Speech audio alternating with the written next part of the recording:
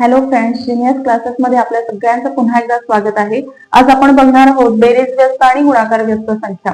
त्याआधी स्कॉलरशिपचा आपल्याला जर रेग्युलरली अभ्यास करायचा असेल तर आपण रोज नवीन टॉपिक शिकले पाहिजेत आणि रोज नवीन टॉपिक शिकण्यासाठी आपण रोज आपले व्हिडिओज बघितले पाहिजेत. तर त्यासाठी आपल्या चॅनलला नक्की सबस्क्राईब करा आणि रोज नवनवीन व्हिडिओज बघत राहा. तर आपण बघतोय बेरीज व्यस्त आणि गुणाकार व्यस्त. तर आता बेरीज व्यस्त संख्या म्हणजे काय, तर ज्या दोन परिमेय संख्यांची बेरीज ही 0 असते त्या दोन परिमेय संख्यांना एकमेकींच्या बेरीज व्यस्त संख्या किंवा विरुद्ध संख्या असं म्हणायचंय. त्यांनाच आपण इंग्लिशमध्ये अपोजिट नंबर्स असं म्हणतोय. म्हणजे बघा, 4 मध्ये अशी कोणती संख्या ऍड केल्यानंतर आन्सर 0 येणार आहे, तर कुठलाही नॅचरल नंबर ऍड केलं तर आन्सर कधीच 0 येणार नाही. म्हणजे 1 2 3 काही ऍड केलं तरी आपल्याला आन्सर 0 मिळणार नाहीये. मग आपण काय करूयात, पूर्णांकांच्या म्हणजे इंटिजर्सच्या सेट मधून एखादा नंबर घेऊन बघूयात. समजा मी -4 हा नंबर निवडला तर काय होईल बघा, 4 शेजारी 2 चिन्ह आली आहेत, ती 2 चिन्ह वेगवेगळी असतील तर आपण काय करतो, त्यांच्या बदल्यात एकच निगेटिव्ह साइन देतो. त्यामुळे 4 -4 आन्सर आलेला आहे 0. याचा अर्थ काय, 4 आणि -4 ची ऍडिशन 0 येते. म्हणजेच काय की विरुद्ध संख्या म्हणजे ज्या दोन परिमेय संख्यांची बेरीज 0 येणार आहे. म्हणून 4 आणि -4 हे दोन नंबर्स एकमेकांचे बेरीज व्यस्त आहेत. यांना आपण विरुद्ध संख्या असेही म्हणू शकतो आणि इंग्लिश मध्ये आपण यांना ऑपोजिट नंबर असं म्हणू शकतो. आणखीन एक उदाहरण बघूया की 7/4 मध्ये काय मिळवल्यानंतर तुमचा आन्सर 0 येणार आहे. तर 7/4 मध्ये आपण मगासारखं फक्त चिन्ह बदलून बघूयात. तर 7/4 प्लस -7/4 करूयात. म्हणजे काय होणार, 7/4 शेजारी 2 चिन्ह आले ती वेगवेगळी आहेत म्हणून त्यांच्या बदल्यात एकदाच मायनस साइन द्यायचं आणि 7/4 -7/4 आन्सर येते 0. म्हणजे कुठल्याही संख्येची जर तुम्हाला बेरीज व्यस्त शोधायची असेल, विरुद्ध संख्या शोधायची असेल किंवा अपोजिट नंबर शोधायचा असेल तर आपण काय करणार आहे, फक्त त्या संख्येचं चिन्ह बदलणार आहे. म्हणजे दिलेली संख्या जर पॉझिटिव्ह असेल तर आपण तिची विरुद्ध संख्या म्हणून तीच संख्या निगेटिव्ह घेणार आहे. म्हणजे फक्त तिचं चिन्ह बदलणार आहे. आणि जर ऑलरेडी निगेटिव्ह संख्या दिली असेल, म्हणजे जर तुम्हाला -3/4 हा नंबर दिला असेल तर तिची विरुद्ध संख्या काय असणार आहे, 3/4. म्हणजे बेरीज व्यस्त काढण्यासाठी आपल्याला फक्त त्या संख्येचं चिन्ह बदलायचं. आणि आता बघूया गुणाकार व्यस्त संख्या म्हणजे काय. तर ज्या दोन परिमेय संख्यांचा गुणाकार 1 येतो त्यांना आपण त्या संख्या एकमेकांच्या गुणाकार व्यस्त संख्या आहेत असं म्हणणार. फॉर एक्झाम्पल 4 ला कितीने मल्टिप्लाय केल्यानंतर आन्सर 1 येणार आहे. कुठलाही नॅचरल नंबर येणार नाही, कारण 4 × 1 केलं तर आन्सर 4 येणार आहे. आपल्याला काय हवंय, आन्सर 1 आलं पाहिजे. म्हणून मी काय करते, असा नंबर निवडते 4 × 1/4. बघा, 4 ला 4 कॅन्सल झालं, आन्सर आलेलं आहे 1. याचा अर्थ काय, 4 आणि 1/4 हे एकमेकांच्या गुणाकार व्यस्त संख्या आहेत. यांनाच आपण काय म्हणणार आहे, मल्टिप्लिकेटिव्ह इन्व्हर्स. काय म्हणणार, मल्टिप्लिकेटिव्ह इन्व्हर्स असं म्हणणार आहे.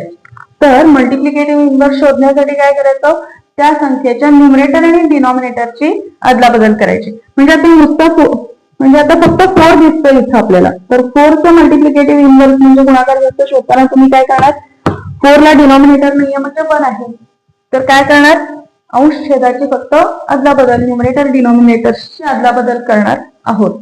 4 चा मल्टिप्लिकेटिव्ह इन्व्हर्स हा 1/4 असणार आहे. आणखीन एक नंबर आपण बघूया. जर तुमच्याकडे -7/3 असा जर नंबर असेल आणि याचा जर तुम्हाला मल्टिप्लिकेटिव्ह इन्व्हर्स शोधायचा असेल तर काय करणार, तुम्ही -7/3 ला कुणी मल्टिप्लाय केल्यानंतर तुमचा आन्सर 1 येणार आहे हे चेक करणार. तर बघा, तर समजा 1 आन्सर यायचा असेल तर हा 3 कॅन्सल झाला पाहिजे, 7 पण कॅन्सल झाला पाहिजे. म्हणजे आपल्याला इथं 3/7 घ्यायला पाहिजे.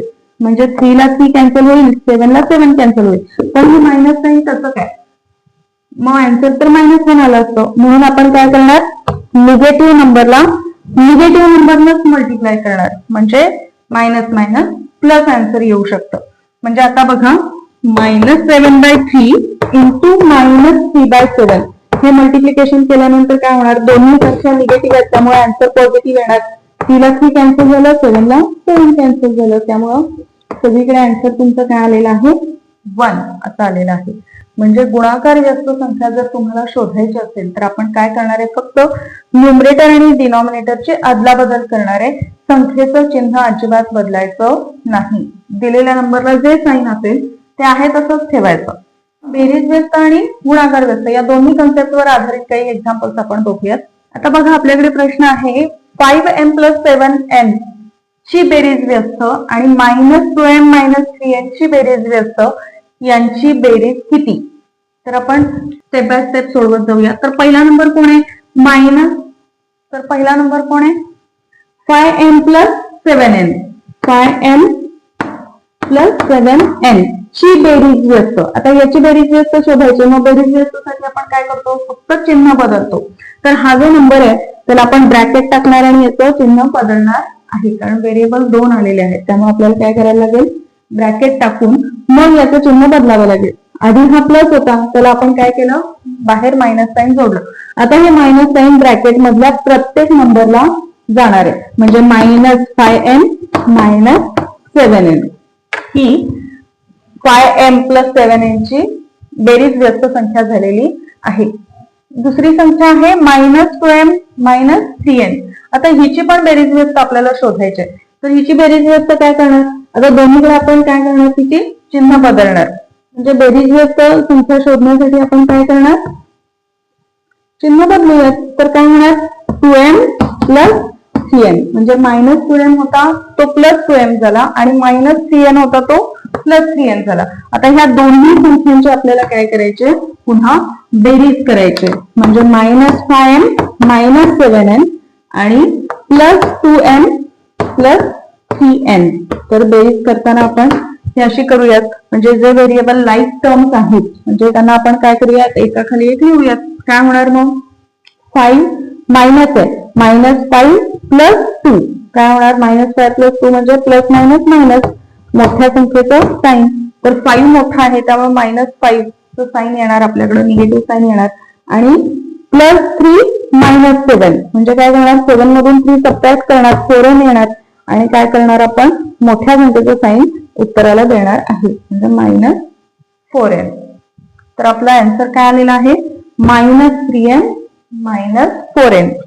तर नेक्स्ट प्रॉब्लेम काय बघा, 7a + 2b + c ची बेरीज व्यस्त व 5a + 2b - 5 ची बेरीज व्यस्त यांची बेरीज किती. तर आपल्याला आधी दोन्ही संख्यांची बेरीज व्यस्त करावी लागेल. तर पहिला जो नंबर आहे 7a + 2b + c, तर आपल्याकडे सगळीकडे इथे प्लस साइन होतं, प्रत्येकाचं साइन. विरुद्ध संख्या शोधताना आपण काय करणार, प्रत्येकाचं साइन चेंज करणार. म्हणजे 7a काय होता, प्लस होता, त्याचं काय होणार -7a.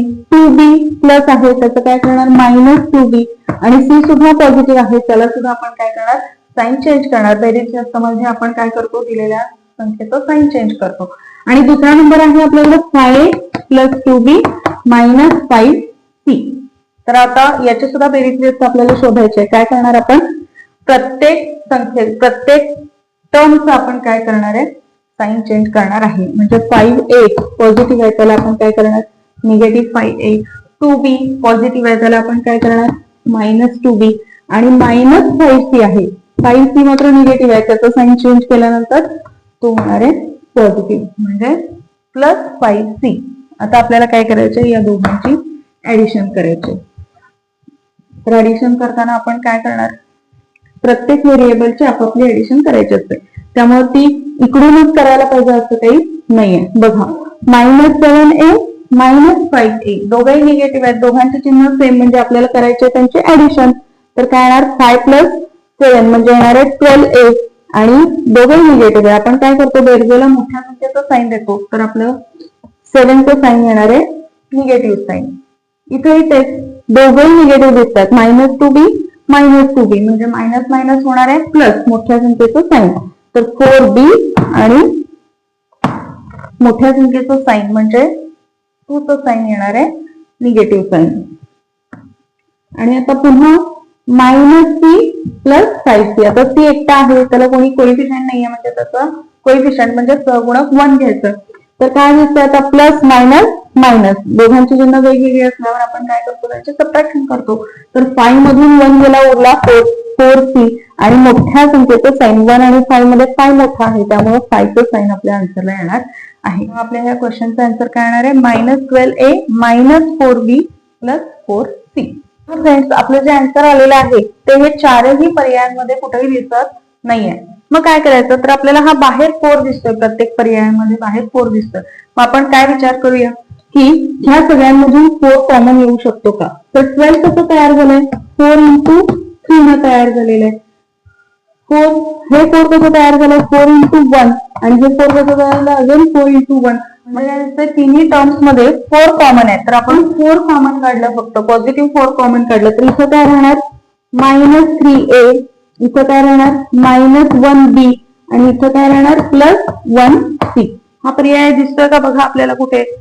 तर असा पर्याय आपल्याला कुठेही दिसत नाहीये. मग आपण काय करूया निगेटिव्ह साइन सुद्धा कॉमन येते का बघूया. मायनस साइन जर समजा आपण बाहेर काढलं तर काय होणार -4 मायनस साइन आपण प्रत्येक टर्म मधून बाहेर काढलं तर काय होणार हा जो मायनस आहे -3a तो काय होणार आता पॉझिटिव्ह 3 होणार. हा -1b आहे तो कसा होणार +b +1b होणार. आणि हा जो प्लस साइन आहे तो 2 निगेटिव्ह साइन्सने तयार झालेला असतो. आपण त्यातलं एक मायनस साइन बाहेर काढलेलं आहे आतमध्ये एक राहणार त्यामुळं c -c असा आन्सर येणार आहे. आता असा पर्याय दिसतोय का बघा आपल्याला. तर आहे पहिलाच पर्याय आपल्याला तसा दिसतोय त्यामुळे आन्सर येणार आहे पर्याय क्रमांक 1. आता आपल्याकडे पुढचा प्रश्न आहे की 1/m + n ची गुणाकार व्यस्त जर -19 आहे आणि n ची व्हॅल्यू जर -4 असेल तर m ची व्हॅल्यू काय. तर आता प्रश्न आपण काय करूया स्टेप बाय स्टेप वाचूया. तर काय 1/m + n ची गुणाकार व्यस्त -19 आहे. मग आता 1/m + n ची गुणाकार व्यस्त कोण असणार आहे. तर गुणाकार व्यस्त म्हणजे आपण काय करतो चिन्ह आहे तशीच ठेवतो फक्त न्यूमरेटर डिनॉमिनेटरची आदला बदल करतो. त्यामुळे 1/m + n चा गुणाकार व्यस्त येणार m + n/1 म्हणजेच m + n. त्या संख्येची व्हॅल्यू काय आहे -19 आहे म्हणजे m + n ची व्हॅल्यू काय आहे -19 आहे. आणि आता पुन्हा काय सांगितलंय n ची व्हॅल्यू -4 आहे म्हणजे जिथं n दिसतंय तिथं आपण काय करणार आहे -4 टाकणार आहे म्हणजे m + -4 = -19 म्हणजे m ± शेजारी आलेली दोन चिन्ह आपण त्यांच्या बदल्यात एकच साइन देणार. चिन्ह वेगवेगळी त्यामुळे minus sign. That is m - 4 -19 that is m हा 4 इकडे मायनस आहे पलीकडे गेल्यावर तो काय होणार प्लस होणार. म्हणजे काय m ±- मोठ्या संख्येचं साइन प्लस मायनस म्हणजे एक संख्या पॉझिटिव्ह आहे एक निगेटिव्ह आहे. तर काय करणार दोन संख्यांची चिन्ह वेगवेगळे असतील तर आपण त्यांचे सबट्रॅक्शन करणार म्हणजे 19 मधून 4 गेले 19 - 4 येणार आहे 15 आणि मोठ्या संख्येचं साइन तर मोठा आहे 19 तर 19चं साइन आपल्याला काय करायचंय आन्सरला द्यायचंय. म्हणजे m ची व्हॅल्यू आपल्याला काय मिळालेली आहे -15 अशी मिळालेली आहे. तर बघा आता नेक्स्ट क्वेश्चन आहे 5/3 चा बेरीज व्यस्त आणि 3/5 चा गुणाकार व्यस्त यांची बेरीज किती. तर आता स्टेप बाय स्टेप आपण सोडवायला जाऊयात. 5/3 चा बेरीज व्यस्त. आता बेरीज व्यस्त म्हणजे काय आपण संख्या काय करणार दिलेली नंबर आहे असा लिहिणार फक्त त्याचं चिन्ह बदलणार. 5/3 ची बेरीज व्यस्त संख्या काय येणार 5/3 आणि चिन्ह त्याचं बदलायचं म्हणजे निगेटिव्ह 5/3 येणार. आणि पुढे काय करायचंय 3/5 चा गुणाकार व्यस्त लिहायचंय. म्हणजे काय 3/5 चा गुणाकार व्यस्त. आता गुणाकार व्यस्त म्हणजे काय आपण म्हणजे आता गुणाकार व्यस्त म्हणजे काय असतं तर आपण नंबर्सचे न्यूमरेटर डिनॉमिनेटर चेंज करतो चिन्ह आहे तेच ठेवतो. तर आता 3/5 इथं तुम्हाला पॉझिटिव्ह दिसतंय तर पॉझिटिव्ह आपला आन्सर सुद्धा पॉझिटिव्हच राहणार आहे. आणि 3/5 चा गुणाकार व्यस्त म्हणजे न्यूमरेटर डिनॉमिनेटरची आदला बदल म्हणजे 5/3 असणार आहे. आता काय करायचं आपल्याला या दोन्ही नंबर्सची बेरीज करायची आहे. तर काय करणार -5/3 प्लस 5/3 प्लस मायनस मायनस दोन्ही नंबर सेम आहेत, त्यामुळं 5/3 मधूनच 5/3 सबट्रॅक्ट केल्यानंतर आमचा आन्सर काय येणार आहे? 0 येणार आहे.